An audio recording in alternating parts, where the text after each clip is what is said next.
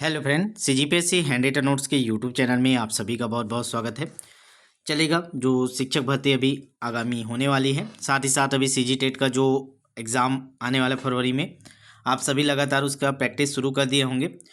आप सभी ने जो सामाजिक अध्ययन, आप सभी को पता है कि सबसे ज़्यादा पोस्ट अभी शिक्षक भर्ती में सामाजिक अध्ययन मतलब आर्ट्स वालों का आना है। तो लगातार आप लोग का मैसेज आ रहा था कि सर आप लोग का जो मैराथन क्लास था सामाजिक अध्ययन का, उसको तो हम लोग ने देख लिया चैप्टर वाइज, लगभग 25,000 लोगों ने उसको देखा है। ठीक है, लगातार अभी वो वीडियो बहुत शानदार तरीके से चल रहा है। तो लगातार उसमें कमेंट मैंने देखा कि आप लोग का कमेंट आया था कि सर जैसे आप लोगों ने चैप्टर वाइज पूरा सामाजिक अध्ययन को कंप्लीट किया है, शिक्षक भर्ती के सभी जो स्टूडेंट हैं उनके लिए ये था सामाजिक अध्ययन। साथ ही सीजी टेट का जो 60 नंबर का जो आता है वो पूरा उसमें कवर है। ठीक है, तो उसमें लगातार कमेंट आ रहे थे कि सर आप चैप्टर वाइज क्वेश्चन प्रैक्टिस भी करा दीजिए, या आप लोग जो ऐसा प्रैक्टिस करा रहे हैं, जैसा क्वेश्चन सेलेक्ट कर रहे हैं उसका कुछ वीडियो इसमें डाल दीजिए, ताकि हमको भी पता चले कि किस प्रकार के क्वेश्चन हमको पढ़ना है, कैसे क्वेश्चन इंपॉर्टेंट है इस बार छत्तीसगढ़ सीजी टेट के लिए, शिक्षक भर्ती के लिए जो व्यापम लेता है छत्तीसगढ़ लेवल पे। ठीक है, तो चलेगा उसी को ध्यान में रख के एक वीडियो लेके आ गए हैं, इकाई वार होगा, देखते हैं। आप सभी को पता होगा कि आप लोग ने सिलेबस देखा होगा, पहला इकाई क्या है।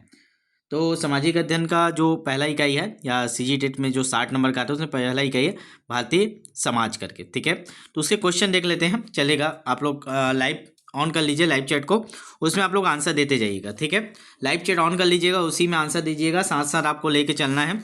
ठीक है, चलेगा।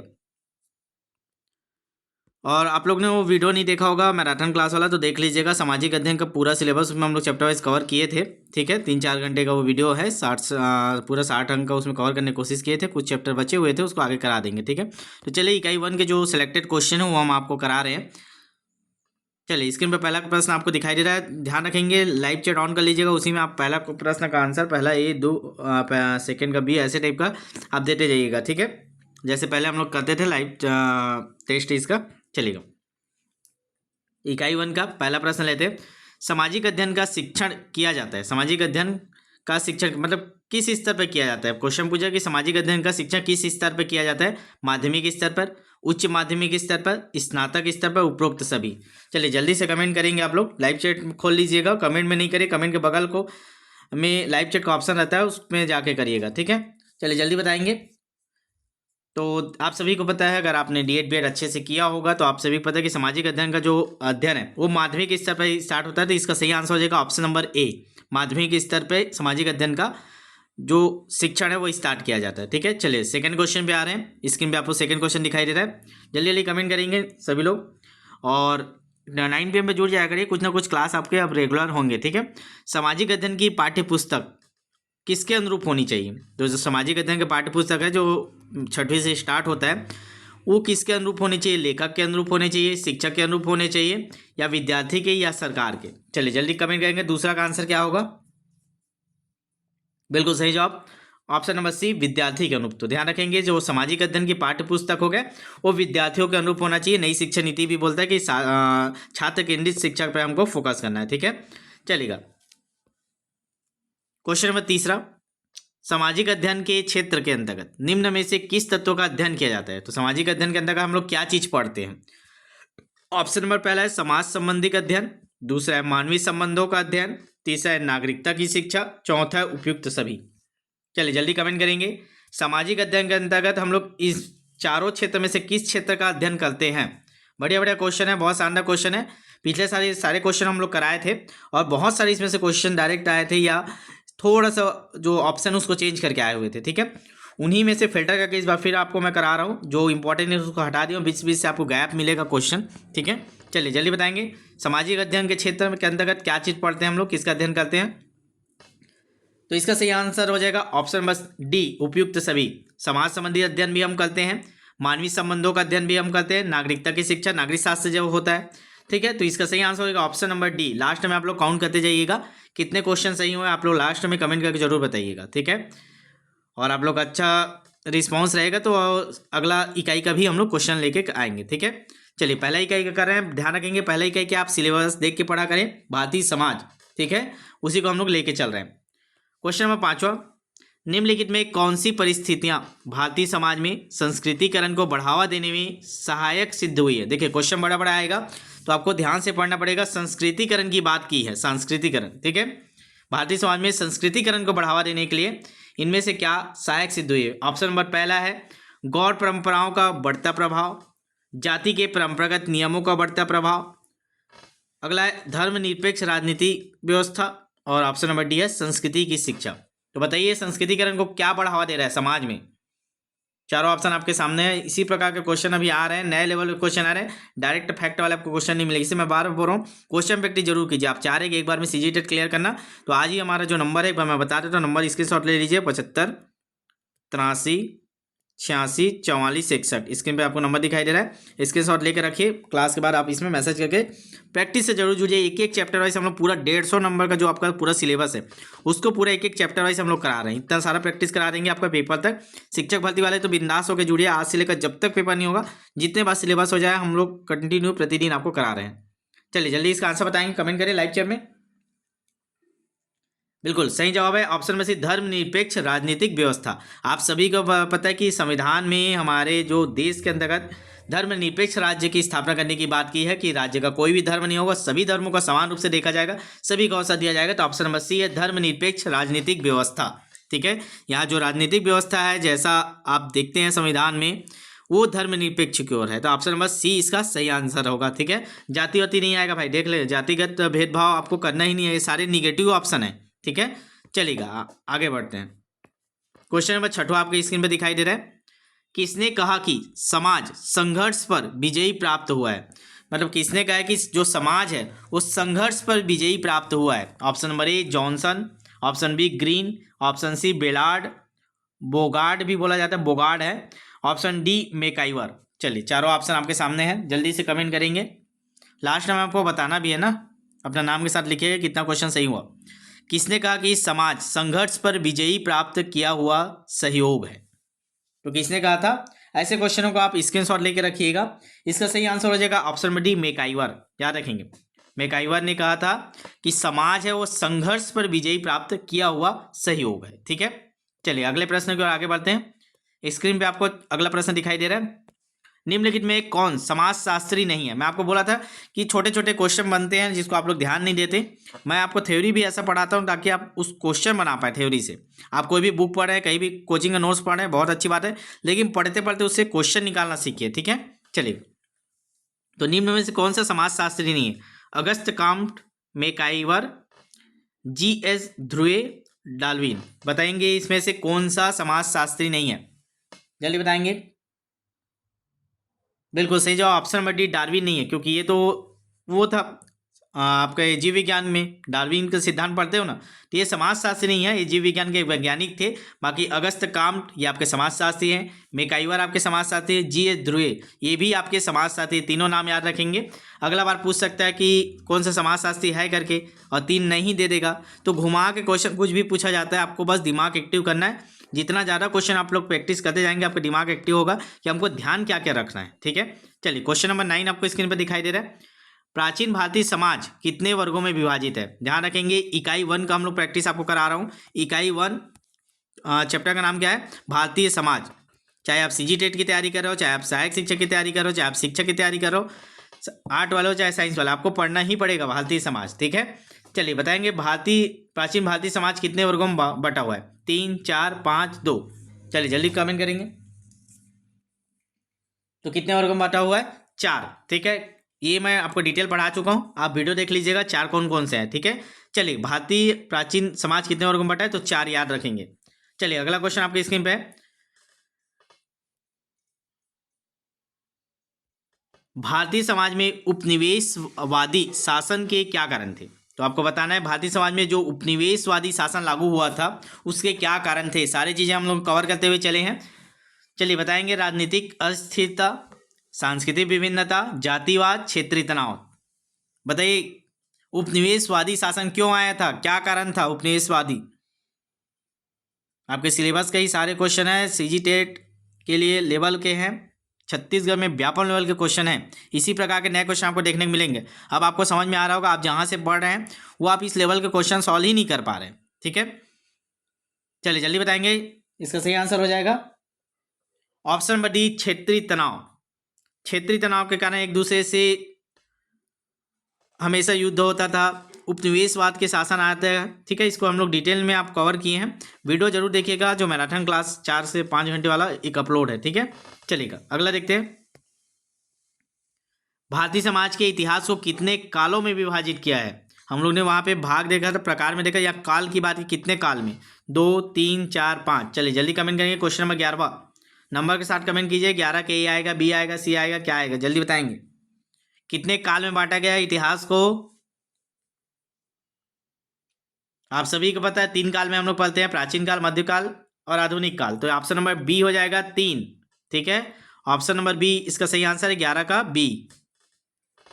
लास्ट में हम लोग काउंट करके बताइए, ज़्यादा क्वेश्चन नहीं लिया मैं, 20 लगभग 20-25 क्वेश्चन होंगे, ठीक है। इतने इंपॉर्टेंट थे इस चैप्टर में, बाकी आपको करा ही नहीं हम लोग बैच में। चलिए और देखते हैं अगला क्वेश्चन आपके स्क्रीन पर दिखाई दे रहा है। ग्रामीण एवं नगरीय समुदाय को पृथक करने का मुख्य आधार क्या है? तो जो ग्रामीण सभ्यता है, नगरीय सभ्यता, इन दोनों को अलग अलग करने का मुख्य आधार क्या है? जनसंख्या का आकार, सामाजिक संबंध की प्रकृति, व्यवसाय की प्रकृति, उपभोग की प्रकृति। आप देख रहे हैं कि डायरेक्ट फैक्ट वाले आपको क्वेश्चन दिखाई ही नहीं दे रहे हैं। आपको एग्जाम में भी बैठेंगे तो अब आपको डायरेक्ट फैक्ट वाले क्वेश्चन नहीं दिखेंगे, इसी प्रकार थ्योरी बेसिस पे आपको क्वेश्चन दिखेंगे। इसके लिए आप जितना ज़्यादा थ्योरी पढ़ेंगे, जितना ज़्यादा क्वेश्चन प्रैक्टिस करेंगे, उतना ही बेहतर आपकी तैयारी होगी, ठीक है। मैं फिर से एक बार बोल रहा हूँ, चाहे आप सीजी टेट की तैयारी करो, चाहे सहायक शिक्षक की, चाहे शिक्षक की, क्वेश्चन प्रैक्टिस जरूर कीजिए। आप कहीं से भी कोचिंग कर रहे होंगे, सेल्फ स्टडी कर रहे होंगे, बहुत अच्छी बात है। चैप्टर वाइज आप हमारे बैच से जरूर जुड़े, चैप्टर वाइज जरूर प्रैक्टिस करें। जितना ज़्यादा क्वेश्चन प्रैक्टिस होगा उतना ही बेनिफिट आपको एग्जाम में देखने को मिलेगा। चलिए जल्दी कमेंट करें, 13 क्या है? जो ग्रामीण और नगरीय समुदाय को पृथक करने का मुख्य आधार क्या है? तो ये क्या है? ऑप्शन नंबर सी, व्यवसाय की प्रकृति, ठीक है। व्यवसाय की प्रकृति के आधार पर ही ग्रामीण और नगरीय समुदाय को अलग अलग किया जाता है। ग्रामीण का आप सभी पता है खेती किसानी चलता है, नगरीय समुदाय में सिर्फ आपके औद्योगिकरण आ जाता है, ठीक है। तो उसी के आधार पर ग्रामीण और नगरीय समुदाय को पृथक करने का मुख्य आधार माना जाए। चलिए अगला क्वेश्चन आपके स्क्रीन पे, क्वेश्चन नंबर 14। भारतीय समाज में सामाजिक स्तरीकरण, जो समाज को अलग अलग स्तरीय में बांधे हैं ना, कि प्रथम वर्ग, द्वितीय वर्ग, या बहुत सारे अलग अलग लेवल में है, जाति वर्ग में, बहुत सारे समाज को जो स्थिर अलग अलग स्तर में बांटा गया है, स्तर की बात कर रहा है, ध्यान रखेंगे, अलग अलग स्तर में बांटा गया है। उसका बुनियादी आधार क्या है? किस आधार पे बांटे हुए हैं समाज को हम लोग? धन और संपत्ति के आधार पे, जाति के आधार पे, परिवार के आधार पे, अंतर्राष्ट्रीयवाद के आधार पे। चलिए चारों ऑप्शन आपके सामने हैं, बताइए समाज का जो स्तर वाइज बटा हुआ है उसका मेन आधार क्या है? चलिए जल्दी कमेंट करेंगे। वर्ग 2 वाले तो स्पेशली ध्यान देंगे आपके लिए, 60 में 60 नंबर का आपका तैयारी करना है, तो आप चैप्टर वाइज जरूर प्रैक्टिस कीजिए, हर चैप्टर का। जल्दी कमेंट करेंगे तो देखेंगे आप सभी दे जाना कि पिछले जमाने में, जब पहले प्राचीन समय में चला तो जाति के आधार पर बांटा गया था स्तर वाइज, ठीक है। उच्च जाति, निम्न जाति, ठीक है, 4 वर्णों में बांटा गया था, क्षुद्र, ठीक है। तो ये सब आप देख लेंगे, पढ़े हैं हम लोग, ठीक है, क्लास में। चलिए आगे बढ़ते हैं, जल्दी जल्दी क्वेश्चन कराते हैं। थोड़ा सा आपको समझ में आना चाहिए आज की क्लास में कि क्वेश्चन बन कैसे रहे हैं, क्वेश्चन बनेंगे कैसे, आपको तैयारी किस लेवल पे करना है। चलिएगा, मानव समाज एवं संस्कृति का इतिहास कहाँ से शुरू होता है? चलिए जल्दी कमेंट करेंगे। मानव समाज एवं संस्कृति का इतिहास कहाँ शुरू होता है? गाँव से, शहर से, नगर से, इनमें से कोई नहीं। बहुत शानदार क्वेश्चन है, बहुत सरल क्वेश्चन है, जल्दी से कमेंट करें। 15 का क्या होगा? आप लोग जितने लोग भी नहीं जुड़े हैं चैप्टर वाइज क्वेश्चन प्रैक्टिस से, जरूर जुड़ जाइएगा। पूरा 150 में 150 नंबर की तैयारी हमारे द्वारा करवाई जा रही है। पूरा एक एक चैप्टर वाइज हम लोग क्वेश्चन कवर कर रहे हैं। जितने सारे क्वेश्चन आपके क्षत्रिय और व्यापक लेवल पे बन सकते हैं, सभी हम लोग कवर कर रहे हैं। जल्दी इसका आंसर करेंगे, फिर आगे बढ़ते हैं।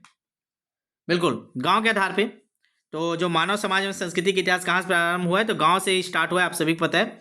ग्रामीण सभ्यता पहले थी, धीरे धीरे वो नगरीकरण की ओर आगे बढ़ी है। चलिए अगला क्वेश्चन, क्वेश्चन नंबर 17। वह जाति जिसमें सामाजिक, आर्थिक, शैक्षणिक रूप से पिछड़ी जातियां सम्मिलित होती है, उसको क्या बोला जाता है? जल्दी बताएंगे। पहला ऑप्शन है अनुसूचित जाति, दूसरा अनुसूचित जनजाति, तीसरा अन्य पिछड़ा वर्ग, उपरोक्त में से कोई नहीं। क्या पूछा है? क्वेश्चन को आराम से पढ़ा करें, जल्दबाजी नहीं करना है। पेपर में रहे, चाहे अभी टेस्ट में रहे, चाहे आप हमारे बैच में जुड़ के जो क्वेश्चन प्रैक्टिस करें उसमें रहे, आप क्वेश्चन को 2 बार पढ़ा करें। वह जाति, जाति की बात की जिसमें सामाजिक, आर्थिक, शैक्षणिक तीनों रूप से पिछड़ी हुई है, इनमें से कौन सा है जो तीनों रूप से पिछड़ी हुई है? जल्दी बताएंगे। आप लोग कमेंट करेंगे लाइव चैट में, नंबर के साथ करिए, क्वेश्चन नंबर के साथ, ताकि पता चल पाए। तो आप सभी को पता है जो सामाजिक, आर्थिक और शैक्षिक, इसके आधार पर पिछड़ी जनजाति वो अन्य पिछड़ा वर्ग में आता है, ठीक है। ध्यान रखेंगे वह जाति जिसमें सामाजिक, आर्थिक, शैक्षणिक इन तीनों का आधार माना गया है वो अन्य पिछड़ा वर्ग है। ठीक है, चलिए आगे बढ़ रहे हैं। अगला क्वेश्चन, क्वेश्चन नंबर 18, बाल श्रम को गैर कानूनी घोषित कर किसको अनिवार्य और निःशुल्क कर दिया गया है? तो बाल श्रम को आप सभी को पता है कि बाल श्रम अपराध घोषित किया गया है। ठीक है, गैर कानूनी माना गया है। चाहे कंपनी हो, फैक्ट्री हो, चाहे आप घर में भी बाल श्रम नहीं करा सकते। तो इसको गैर कानूनी घोषित कर किसको अनिवार्य और निःशुल्क कर दिया है? परिवहन साधन को, प्रारंभिक शिक्षा को, चिकित्सालय को, उपरोक्त में से कोई नहीं। जल्दी कमेंट करेंगे। क्वेश्चन नंबर 18 क्या होगा आंसर? बिल्कुल, आप सभी पता है कि अनिवार्य निःशुल्क शिक्षा के अंतर्गत जो प्रारंभिक शिक्षा को अनिवार्य व निःशुल्क कर दिया गया है। ठीक है, चलिए आगे बढ़ेंगे। 2009 वाला पढ़ लीजिएगा आरटीआई। चलिए क्वेश्चन नंबर 19, ध्यान रखेंगे इकाई 1 का हम लोग प्रैक्टिस कर रहे हैं। इकाई 1 भारतीय समाज। ठीक है, एक डेमो मान के चलिए। इसी प्रकार क्वेश्चन हम लोग आपको कवर करा रहे हैं। ठीक है, जिन लोग भी अभी तक नहीं जुड़े, पूरे 150 नंबर की आप तैयारी करना चाहते हैं चैप्टर वाइज, तो जरूर आज ही मैसेज कर दीजिएगा। चलिएगा देखेंगे अगला क्वेश्चन पढ़ेंगे। किस प्रथा का समाज में उन्मूलन हो चुका है? दहेज प्रथा, सती प्रथा, बाल विवाह प्रथा, जाति प्रथा। बताइए, अभी वर्तमान की बात कर रहे हैं। किस प्रथा का समाज में उन्मूलन हो चुका है पूरी तरह से? दहेज प्रथा अभी भी चल रहा है, आप सभी को पता है, तो ये तो आएगा नहीं, अभी तक तो पूरा वर्तमान में उन्मूलन हुआ ही नहीं है। बाल विवाह भी अभी भी चल रहा है, इसीलिए तो अभी अभी आप देख रहे होंगे, जिन लोग भी जुड़े होंगे, एक प्रोग्राम बनाया जाए कि 100 साल में बाल विवाह खत्म करना है, 100 दिन में, 100 डेज में बाल विवाह पूरी तरह जीरो करना है। जाति प्रथा ये भी अभी भी चल रहा है, अलग अलग कास्ट में बटे हुए हैं। तो अभी केवल क्या चीज़ का उन्मूलन हुआ है? सती प्रथा। ऑप्शन नंबर 20 का सही आंसर है, सती प्रथा का पूरी तरह उन्मूलन हो चुका है समाज से। ठीक है, चलिए आगे बढ़ते हैं। अगला क्वेश्चन, निम्नलिखित में कौन कौन बाजारीकरण का साधन है? बाजारीकरण के साधन बताएंगे। विवाह ब्यूरो, व्यक्तित्व संवारने की, योग और आयुर्वेद की, उपरोक्त सभी की। तो बाजारीकरण का साधन क्या है? क्या चीज को आप लेके बाजार का रूप ले सकते हैं, आप बाजार में बिजनेस कर सकते हैं, इनमें से क्या क्या चीज को? बिल्कुल ऑप्शन नंबर डी ही आएगा। सभी चीज आज का व्यापार हो चुका है। विवाह ब्यूरो, अलग अलग ब्यूरो बने हुए हैं जहां आप मैरिज के लिए अपने बायोडाटा देते हैं, वो मैचिंग खोज के आपको पहुंचाता है। व्यक्तित्व संवारने के लिए भी बहुत सारे मोटिवेशनल वाले और पर्सनालिटी डेवलपमेंट के क्लासेस चलते हैं, ये भी आपके व्यापार के अंतर्गत आते हैं। योग के तो है ही है, योग केंद्र, आयुर्वेदिक के संस्थान खुले हुए हैं। ठीक है, तो ये सारी चीज़ें हैं जो बाजारीकरण का साधन हैं। ठीक है, ऑप्शन नंबर डी इसका सही आंसर है। चलेगा अगला क्वेश्चन। चैनल को सब्सक्राइब करके जरूर रखिएगा। डेली कुछ ना कुछ क्लासेस 9 PM पे अपलोड हो रही है। ठीक है, चाहे हिंदी पेडागोजी की हम लोग क्लास करें, बाल विकास की क्लास हम लोग ने कर लिया, गणित पेडागोजी के लिए बहुत सारे आपके सिलेबस के पूरे चैप्टर वाइज मैंने कंप्लीट करवा दिया। थ्योरी तो आप देख लेंगे।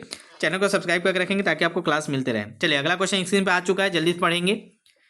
किस रूप में या इस रूप में जातिवाद की बढ़ोतरी हुई है? किस रूप में जातिवाद की बढ़ोतरी हुई है? धार्मिक आधार पे, राजनीतिक आधार पे, सामाजिक आधार पे, उपरोक्त में से कोई नहीं। चलिए जल्दी से बताएंगे। जातिवाद इनमें से किस आधार पे ज़्यादा बढ़ा है? अभी वर्तमान की बात कर रहे हैं, ध्यान रखेंगे। हम लोग का इकाई 1 की प्रैक्टिस कर रहे हैं, भारतीय समाज का, तो समाज की बात कर रहे हैं। समाज में जातिवाद की बढ़ोतरी किस आधार पे हुआ है अभी बताएंगे, जल्दी से बताएंगे। आप सभी देख रहे हैं आजकल राजनीति का मेन मुद्दा क्या बना है? जातिवाद। तो ऑप्शन नंबर 20 का सही आंसर है, ऑप्शन नंबर बी। राजनीतिक आधार पर जातिवाद सबसे ज़्यादा बढ़ी हुई है।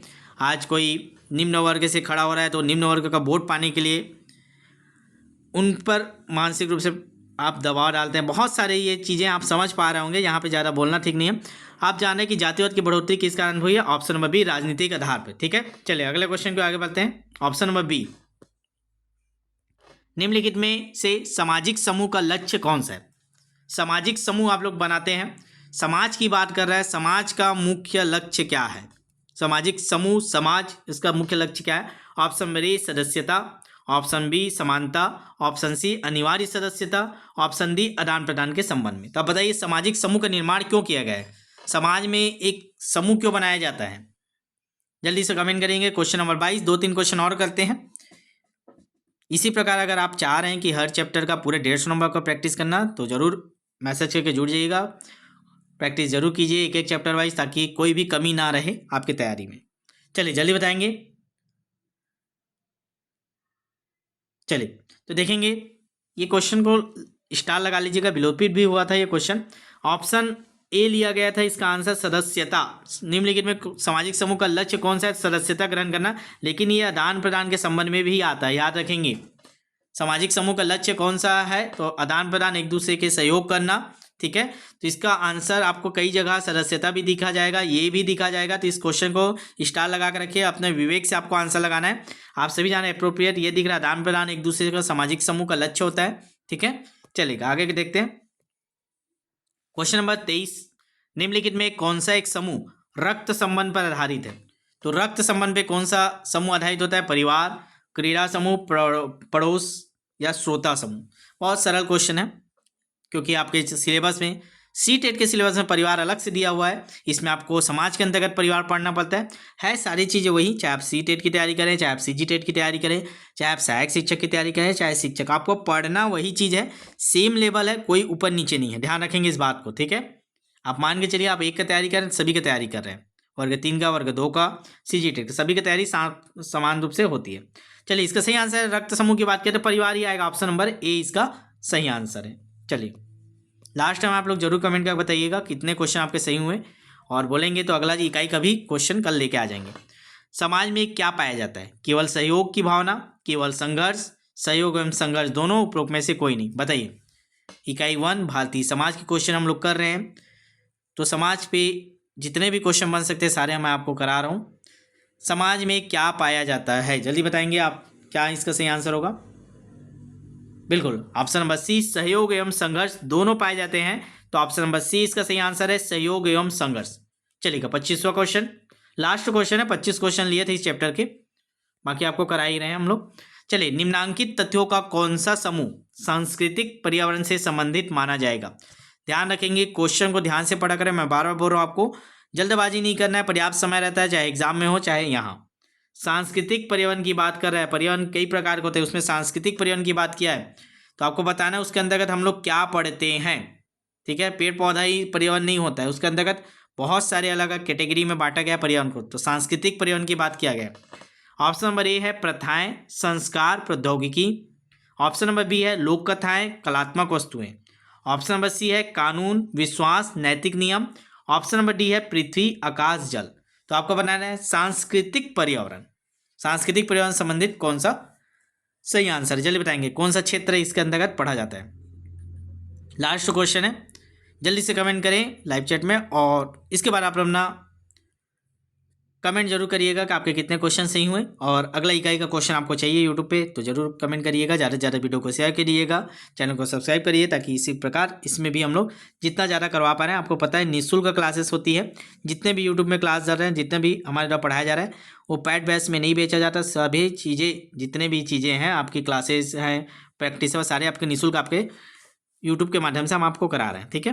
क्वेश्चन प्रैक्टिस अगर आप अलग से करना चाहते हैं तो उसमें व्हाट्सअप मैसेज करके जुड़ सकते हैं। नाम मात्र की फीस आपसे टाइपिंग शुल्क लिया जाता है 1 टाइम, और जब तक आपका पेपर नहीं होता, ठीक है, आपके पेपर के बाद भी आपके चयन तक हमारा साथ रहता है। चलिए, तो इसका सही आंसर क्या हो जाएगा जी? ऑप्शन नंबर सी, सांस्कृतिक पर्यावरण के अंतर्गत कानून आता है, विश्वास आता है, नैतिक नियम आते हैं। तो ध्यान रखेंगे, सांस्कृतिक पर्यावरण के अंतर्गत कानून, विश्वास, नैतिक नियम को रखा जाता है, ये क्षेत्र इसके अंतर्गत आते हैं, ठीक है। चलिए 25 क्वेश्चन किए, 25 में से कितने आपके सही हुए बता दीजिएगा, नीचे कमेंट करिएगा। और ध्यान रखेंगे, मैराथन क्लास अगर आप लोग ने नहीं देखा, सामाजिक अध्ययन का जाकर देख लीजिएगा, प्ले लिस्ट में भी आपको मिल जाएगा, बहुत सारे क्लासेस है, ठीक है। चैनल को सब्सक्राइब करके रखिएगा। मिलते हैं नेक्स्ट वीडियो में। एक बार नंबर नोट कर लीजिएगा, जिन लोग भी नए हैं यूट्यूब में देख रहे हैं, अगर आप चाह रहे हैं इसी प्रकार चैप्टर वाइज पूरे 150 नंबर की तैयारी करना, ठीक है, 75, 83, 86, 44, 61, आप लेट नहीं हुए सी-जी-टेट की अगर आप पेपर देना चाह रहे हैं तो सी-जी-टेट के लिए भी लेट नहीं हो, आप जुड़िए, आपको हम कवर करा देंगे, ठीक है। चलिएगा 7583864461, इसमें व्हाट्सअप मैसेज कर दीजिएगा कि सी-जी-टेट की तैयारी करना है कि सहायक शिक्षक की, शिक्षक का, आपको जिसका भी तैयारी करना है उस प्रैक्टिस बैच में आपको जोड़ दिया जाएगा, ठीक है। चलिए मिलते हैं नेक्स्ट वीडियो में, तब तक के लिए ऑल द बेस्ट।